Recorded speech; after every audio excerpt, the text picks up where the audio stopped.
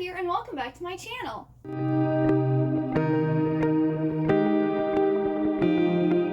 Today I'm going to be doing my April and May book haul.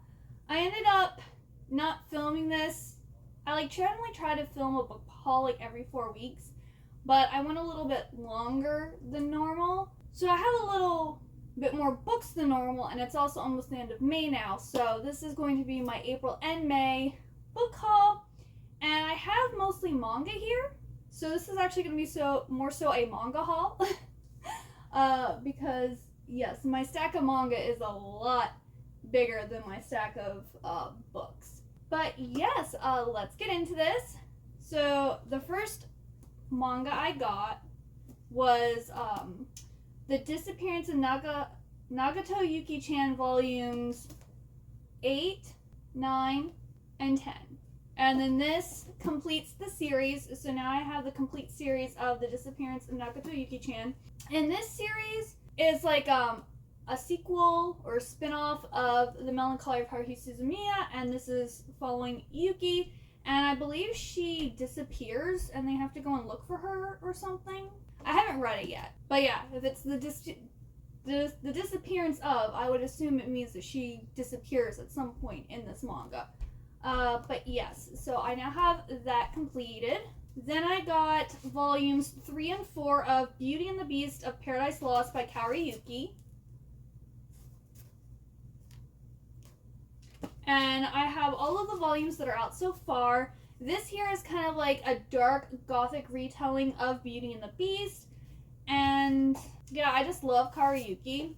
Her artwork is amazing. Like, ooh. And this is pretty, it has butterflies all over it. Like, oh, I just love her artwork. And I can't wait until this series is complete so I can read it because it looks really, really good. Like, I love Beauty and the Beast retellings. They're amazing. Then I got volumes 44, 45, and 46 of Skippy, so I'm now up to date with everything that's out in English for Skippy. And I've talked about this series on my channel quite a bit, but it's about this girl named Kyoko who basically gives up everything for this guy and then finds out he's not into her, so then she decides that she's going to become a famous actress and show him that, you know, she's good enough for him, but then she falls in love with someone else. It's an age gap manga, Sojo. It's really great. It's one of my favorites, and I'm hoping to start rereading this series soon because I think I only read up to like volumes 28 or 29, and then I haven't read any more, even though I have up to 46 now. So I really need to reread the series. And then, I was so happy. This volume is kind of hard to find, and it's also pretty expensive once you find it. Or if you can find it for a cheap price, it's like a library copy, which, if possible, I want mine to look fairly brand new, not used. So I was able to find volume 15 of We Were There. I was able to snag this off of eBay from someone. It was at a premium price. But yes, We Were There is a series that is 16 volumes long, and I just needed 15 to complete it. And it's like a high school love story between this girl and this guy, and then I believe at the end of high school, they like break up and then they meet back again. I don't know whether it's while they're in college or like right after college or something like that. And it's a sweet, cute Sojo romance, so yeah. Then, I already had volumes 1 and 2 of Hatalia, but I wanted the rest so I would be finished with it. So I got 3, 4, 5, and 6 of Hatalia Axis Powers.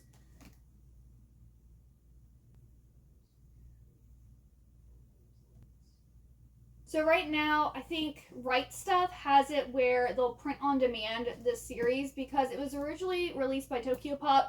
Then they went out of business, and then Right Stuff has some Tokyopop series that they will print on demand.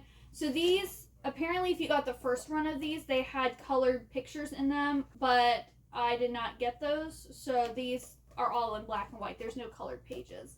But this is the complete series now of this.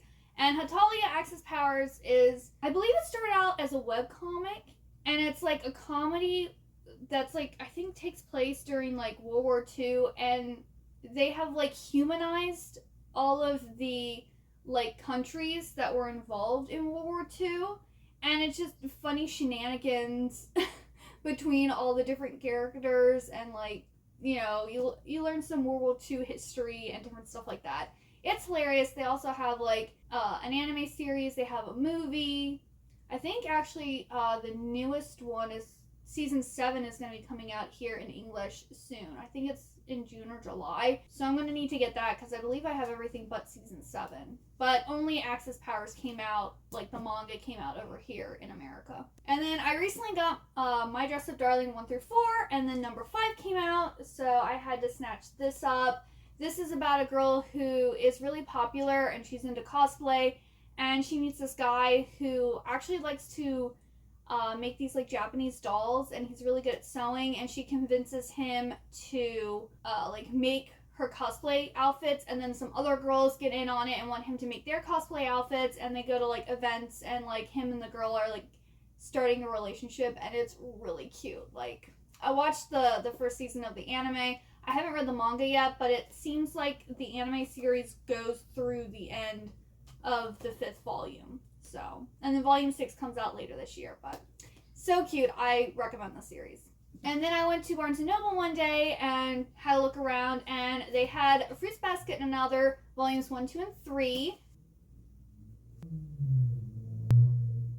So this is the sequel to Fruits Basket, which is, I believe, a 23-volume series manga that was originally released by Tokyo Pop. And then they had like the original version of the anime, and then they recently released a new series of the anime that actually follows the manga more closely than the first one, because the ending of the first one is really bad, and you don't even get to meet all the Zodiac characters in the first like original Fruits Basket series. So yeah, I don't recommend the first one, besides it's nostalgic, because that's all we had back in the early 2000s. So but yes, this is like a sequel series. The 3 volumes, this number 3 is the grand finale, but they actually had a 4th volume, and it looks like it was only released digitally, like by chapter, because it doesn't look like they're because this says don't miss the grand finale, but then like they haven't released the 4th one, but they have online like the different chapters and everything. So I don't know if I'm going to end up buying that. Hopefully they'll come out with the very last volume. I don't know though. But yes, I can't wait to read these. I hopefully will maybe read them in June, because I need me some Fruits Basket. One of my favorite anime series is Rosarian Vampire. Absolutely love it. Like, Mocha is one of my favorite anime characters. Love her. I have all of Rosarian Vampire, the manga series, and I had 1 through 4 of season 2. Now I have more. So I have volumes 5, 6, 7, 8, 9, and 10. And this series actually has 14 volumes that are all out. It's complete. So hopefully I'll be able to get the remaining 4 in June so I can finish the series, because I really want to read it. I love Rosarian Vampire. And I believe the 2nd season is different from the anime, because these characters look new. I don't know who these characters are. So yeah, I'm really looking forward to this, because I just love the anime so much. So yeah, if you don't know what Rosarian Vampire is about, it's basically this human guy ends up at this school for monsters, and this vampire named Mocha like kind of gets a crush on him, and then there's like a succubus who has a crush on him, and there's another girl that has a crush on him too. So he has like, it's like a harem anime with fan service, comedy, romance. Mocha actually like has her like human form and her vampire form, and I actually have a figurine of Mocha that was given to me by one of my friends. But yeah, it's really good. I love it, and I can't wait to complete this and read the series. And then I was saying in a previous video that the only series that I needed of Natsumi Ando that's been released in English is Something's Wrong With Us.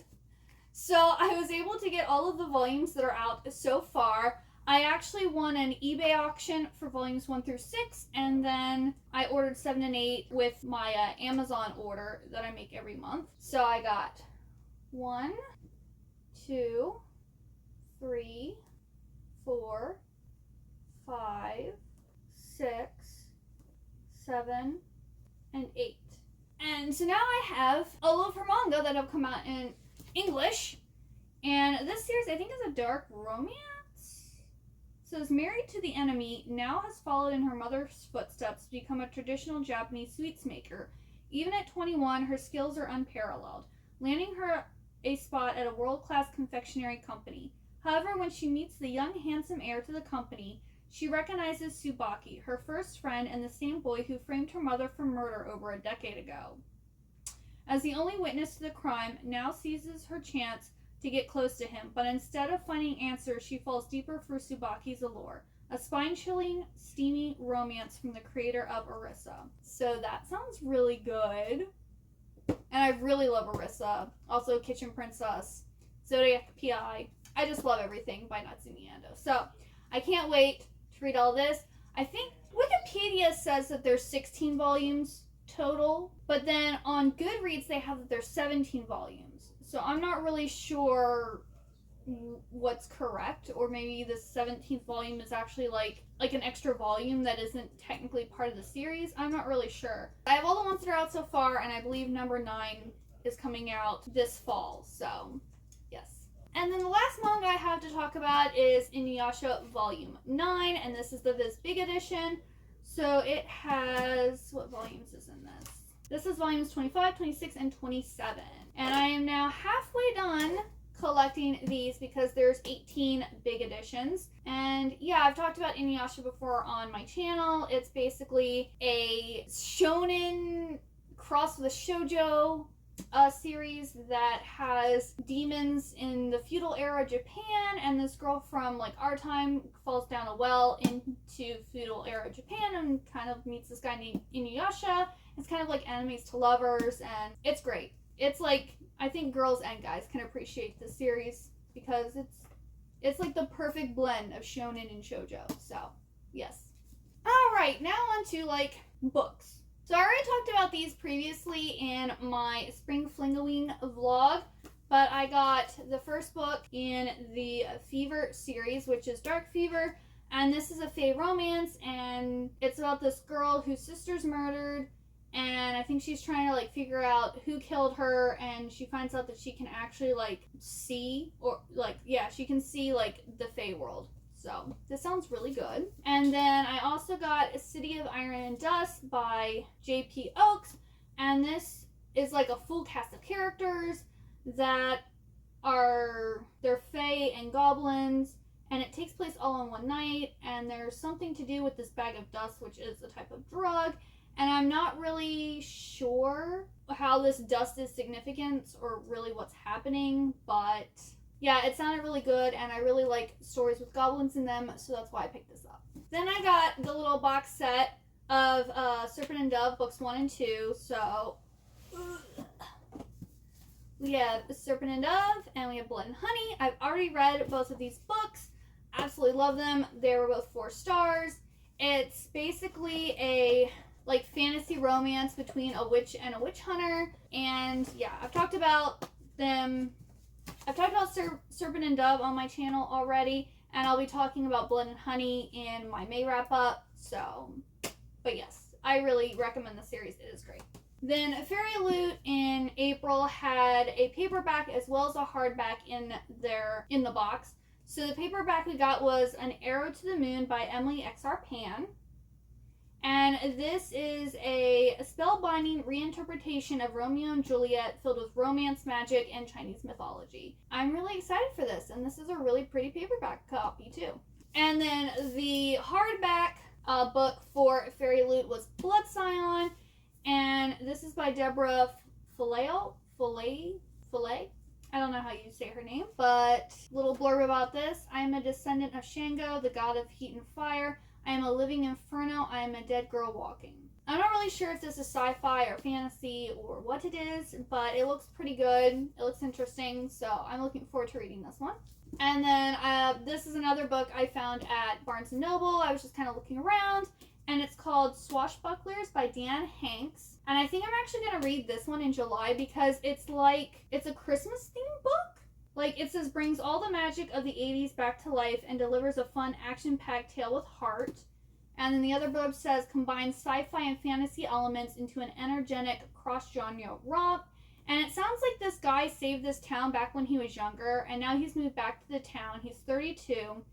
I believe he has a son. And with the aid of a talking fox, an enchanted forest, and some magical 8-bit video game consoles, Cisco must make his friends remember the past and take the fight to Demon's Grin once again. So, it's a pirate ghost. He defeated a pirate ghost. And this just sounds really good. Like, I read this. Someone also compared it to, like, this is if, like, the Stranger Things characters were now in their 30s. And that also sounds really good. But I believe it takes place around Christmas time. And, Christmas in July.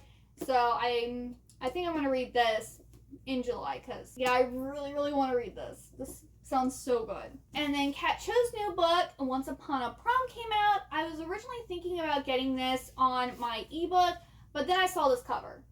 Look at this cover. This is gorgeous.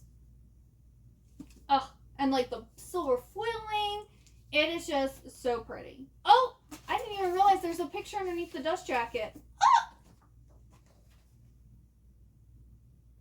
Didn't even know that until this moment.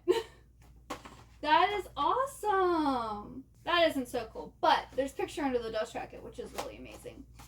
This is another book I picked up at Barnes & Noble, and I'm not really actually sure what this is about. It says, Elena Sue has always felt like a side character in her own life, constantly overshadowed by her more successful older sisters, her more popular twin brother, and her more outgoing best friend, Elena. Elena worries that everyone except her seems to know exactly who they are and what they want. But she is certain only one thing. She has no interest in going to prom. While the rest of the school is giddy over corsages and dresses, to Elena, prom only means 3 things: aching feet, overpriced decorations, and unrealistic expectations. But Elena's life takes on some serious main character K-drama energy when international K-pop superstar Robbie Choi shows up at her house to ask her to that once-in-a-lifetime, according to everyone else, dance. Because the one boy who might be worth all the blisters and hairspray and forced sentimentality. Her childhood best friend Robbie, and the one unrealistic expectation that Elena's buried in her heart since the day Robbie moved away. That he would come back and keep the promise they made to each other as kids, to go to prom together. But that was 7 years ago, and with his new K-pop persona, pink hair, and stylish clothes, Robbie is nothing like the sweet, goofy boy she remembers. The boy she shared all her secrets with, the boy who made her feel like she was a part of something special. Besides prom with a guy who comes with hordes of screaming fans, online haters, and relentless paparazzi is the last thing Elena wants, even if she can't stop thinking about Robbie's smile, right? From internationally best-selling author Kat Cho comes a heartwarming love story that brings the glamour and drama of the K-pop world straight to high school. This sounds really cute. It sounds like a cute... This would probably make a really cute, like Netflix movie geared towards teens. Like, this just sounds really, really cute. And then I have my 2 book of the month books for May. So my pick for May was Darling Girl, and this is like a retelling or reimagining of Peter Pan. It says, in this beautiful reimagining of J.M. Barrie's classic, one woman must take on the infamous Peter Pan, who is not the innocent adventurer the fairy tales make him out to be, to save her daughter's life. So yeah, this like flips and makes Peter like the bad guy, and I believe he like goes and like kidnaps the girls from like each generation from like Wendy Darling. But yeah, I love Peter Pan. I love a good Peter Pan retelling, so I'm hoping to read this soon. And then this was a pick for December, and at first I was like, but then I've heard so many people talking about this and how good it is, so I ended up adding this on in May, and this is A History of Wild Places by Shay Earnshaw, and this says, Travis Wen has an unusual talent for locating missing people. Hired by families as a last resort, he requires only a single object to find the person who has vanished. When he takes on the case of Maggie St. James, a well-known author of dark, macabre children's books, he's led to a place many believe to be only a legend. Known as Pastoral, this reclusive community was founded by like-minded people searching for a simpler way of life. But soon after Travis stumbles upon it, he disappears, just like Maggie St. James. Years later, Theo, a lifelong member of Pastoral, discovers Travis's abandoned truck beyond the border of the community. No one is allowed in or out, not without the risk of bringing a disease, the rot, into Pastoral. Unraveling the mystery of what happened reveals secrets that Theo, his wife, Kala, and her sister Bee keep from one another. Secrets that prove their perfect isolated world isn't as safe as they believed, and the darkness takes many forms. Hauntingly beautiful, hypnotic, and bewitching, A History of Wild Places is a story about fairy tales, our fear of the dark, and losing yourself within the wilderness of your mind. And I love me fairy tales. So, and a dark fairy tale? Yes, I'm here for it. So, I'm actually pretty excited to read this book. And that is it. That is everything. Well, that is all the manga and books that I got in April and May since my last haul. I really hope you enjoyed this video. If you got all the way to the end, please leave me a cat emoji. And also let me know what books you've bought recently. And I hope you enjoyed this video, and I hope to see you next time. Bye-bye!